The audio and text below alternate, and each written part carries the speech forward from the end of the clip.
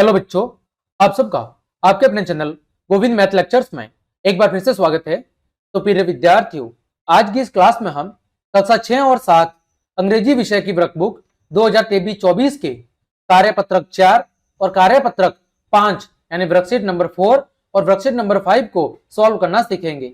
बच्चों, आपकी गणित और हिंदी विषय की वर्कबुक की क्लासेस भी चल रही है। वो सब क्लासेस आप चैनल की प्लेलिस्ट पर जाकर आराम से देख सकते हैं। तो बच्चों, वर्कशीट नंबर 4 में हम क्या सीखेंगे? Listens to the rhythm and identifies rhyming words, यानी आपको क्या करना है? कविता को अच्छे से सुनना है। रिदम का मतलब क्या होता है? कविता। लिसन का मतलब क्या होता है? सुनना। ठीक है। आइडेंटिफाइज का मतलब क्या होता है? पहचानना। क्या होता है? पहचानना। और रिदमिंग वर्ड्स का मतलब होता है कि जो समान उच्चारण वाले शब्द होते हैं, समान उच्चारण या समान ध्वनि वाले, उन शब्दों का क्या करना है? पहचान करनी है। तो सबसे पहले हम रिदमिंग वर्ड्स को पढ़ लेते हैं।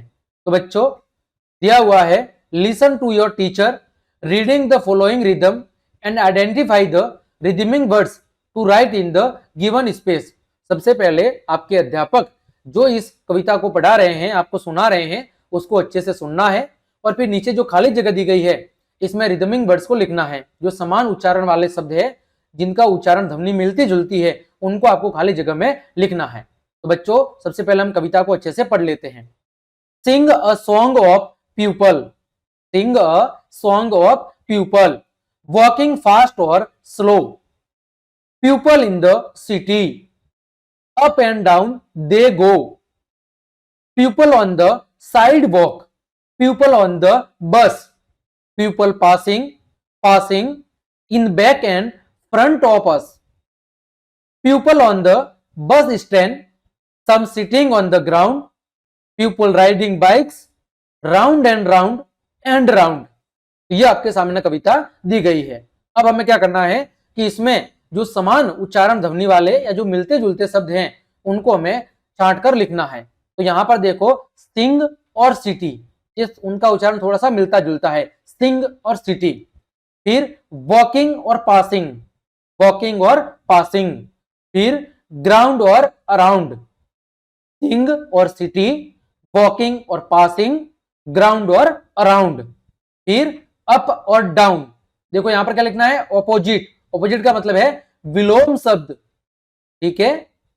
अप का डाउन, ऊपर का नीचे, बैक का फ्रंट, पीछे का आगे, सीट का मतलब बैठना, स्टैंड का मतलब खड़े रहना। अप का मतलब क्या होता है? अप का मतलब होता है ऊपर, तो इसका विलोम शब्द नीचे, डाउन। फिर बैक का मतलब होता है पीछे, तो विलोम शब्द आगे, फ्रंट। सीट का मतलब बैठना, स्टैंड का मतलब खड़े रहना। ठीक है बच्चों, ये थे आपकी वर्कशीट नंबर 4। आगे बात करते हैं बच्चों वर्कशीट नंबर 5। इसमें क्या सीखेंगे? आइडेंटिफाइज। आइडेंटिफाइज का मतलब पहचानना। ठीक है। एडजेक्टिव का मतलब विशेषण, और एप्रोप्रिएटली का मतलब उचित। तो बच्चों, विशेषण क्या होते हैं? विशेषण वे शब्द होते हैं जो नाउन, नाउन का मतलब संज्ञा, और प्रोनाउन, प्रोनाउन का मतलब सर्वनाम, यानी वे शब्द जो संज्ञा या सर्वनाम से पहले जुड़कर उनकी क्या बताते हैं? विशेषता बताते हैं। वे शब्द जो संज्ञा या सर्वनाम से पहले जुड़कर उसकी क्या बताते हैं? विशेषता बताते हैं बच्चों, उन्हें कहते हैं विशेषण शब्द। तो यहां पर हम वर्कशीट 15 में विशेषण शब्दों की पहचान करना सीखेंगे। बच्चों, fill in the blanks with the describing words given in the box, यानी इस बॉक्स के अंदर हमें जो विशेषण शब्द दिए गए हैं, इनको उचित खाली जगह के अंदर भरना है। ठीक है बच्चों, देखो, ग्रेट का मतलब क्या होता है? महान। क्लीन का मतलब क्या होता है? क्लीन का मतलब होता है बच्चों साफ सुथरा। क्या होता है? साफ सुथरा। हैवी का मतलब क्या होता है? भारी। डर्टी का मतलब गंदा। शार्प का मतलब तीखा। करली का मतलब घुंघराले। क्या होता है? घुंघराले। हेल्पफुल का मतलब मददगार। ब्रेव का मतलब बहादुर। रेड का मतलब लाल, और ब्राइट का मतलब चमकीला। अब हमें इन शब्दों को खाली जगह के अंदर भरना है। पहला, your bag is too heavy, यानी आपका जो बैग है वो बहुत ज्यादा भारी है। ठीक है, तो यहां पर केवल खाली जगह में क्या आएगा, हैवी आ जाएगा।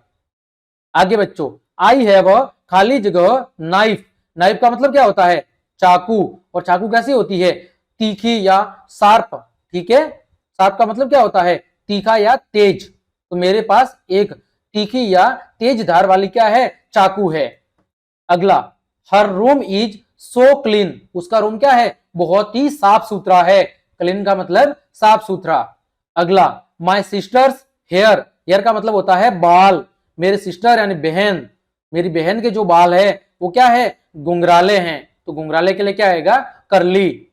फिर I don't like dirty street, street का मतलब होता है गलिया, मुझे गंदी गलियां पसंद नहीं है। तो डर्टी का मतलब होता है गंदी।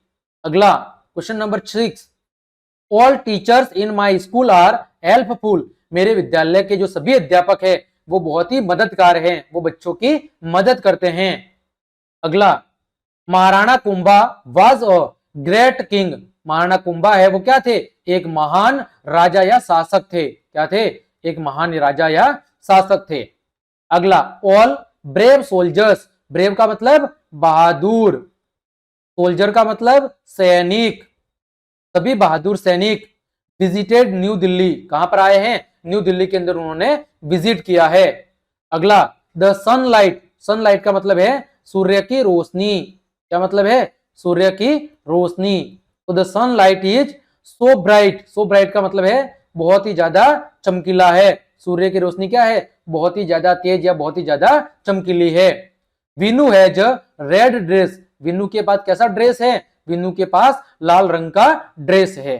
ठीक है बच्चों, तो ठीक है बच्चों, इस तरह हमने आपके अंग्रेजी विषय की वर्कबुक 4 और 5 के सभी प्रश्नों के उत्तर बहुत अच्छे से जान लिए हैं। उम्मीद करता हूं सभी प्रश्नों के उत्तर आपको अच्छे समझ में आए होंगे। तो क्लास देखने के लिए आप सभी को धन्यवाद। यदि आपको मेरी क्लास और मेहनत पसंद आई है तो फिर लाइक, कमेंट, शेयर और सब्सक्राइब जरूर करें। आज के लिए इतना ही। जय हिंद, जय भारत।